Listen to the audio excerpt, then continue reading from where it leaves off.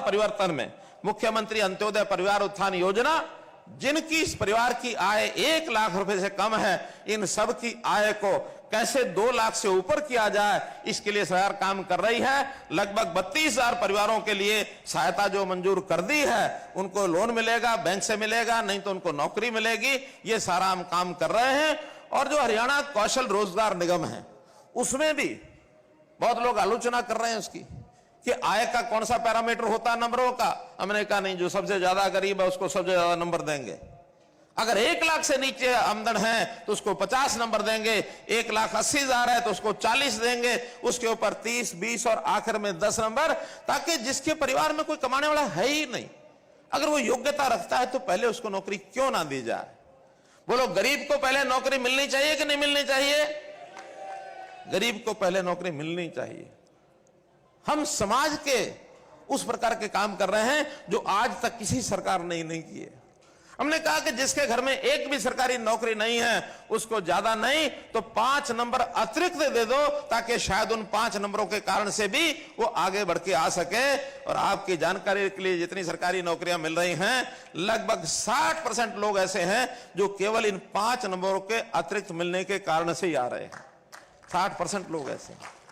तो मित्रों, हम ऐसी बहुत सी योजनाएं, खास करके आयुष्मान का, जैसे मैंने बताया, आयुष्मान भारत के साथ साथ चिरायु भारत एक नई योजना शुरू की है। और ऐसे ही हर व्यक्ति के शरीर का स्वास्थ्य परीक्षण हो, यह योजना भी मैंने बनाई है, जिसका नाम रखा है निरोगी हरियाणा।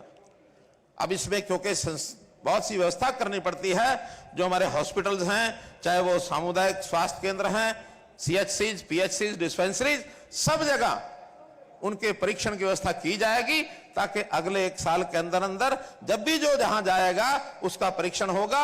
1,25,00,000 लोगों का परीक्षण इस साल के अंदर हो जाएगा, आधी से ज्यादा आबादी, ताकि किसी को कोई बीमारी हो गई, प्रारंभ में उसको चेक किया जा सके और उसको इलाज की तरफ आगे बढ़ सके।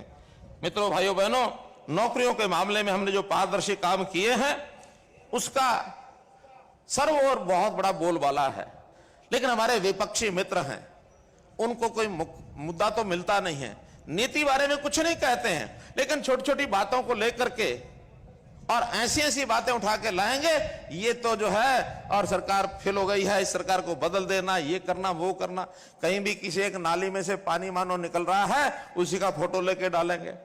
कभी भी किसी नहर में से छोटी मोटी, अरे हजारों किलोमीटर लंबी नहरें, नालियां, सड़कें ये हैं। अब ये चलने वाला लगातार काम है। सड़क बनी है तो कोई खड्डा होगा ही, लेकिन उस खड्डे की साथ मरम्मत हो जाए। नई सड़कें भी बनेंगी, बरसात के अंदर नहीं बन सकती, सर्दी में भी जनवरी के बाद बनती हैं, ये सबको पता है। लेकिन हर छोटी बड़ी बात में से और बड़े बड़े विषय निकाल के लाएंगे। और आजकल ये सोशल मीडिया का शौक जो लोगों को हो गया है, इसमें तो रोजाना और कुछ नहीं तो रात को मुख्यमंत्री बदल करके सोने की आदत हो गई है। ये मुख्यमंत्री गया, ये गया, कल और दूसरा मुख्यमंत्री आएगा। अरे भाई, आ जाए या ना आ जाए, आपको काम चाहिए। भारतीय जनता पार्टी का जो मुख्यमंत्री होगा, जो प्रधानमंत्री होगा, वो जनता के हित में काम करेगा। ये हमारी विचारधारा का हिस्सा है, ये हमारी उपलब्धियों का हिस्सा है, ये हमारे मैनिफेस्टो का हिस्सा है। व्यक्तियों के हिसाब से कुछ बदलता नहीं है। इसलिए मित्रों, भाइयों बहनों, हम सब काम करने वाले हैं, एक टीम के रूप में काम करने वाले हैं, और टीम के रूप में ही निर्णय करते हैं। किसी एक मैनिफेस्टो, किसी एक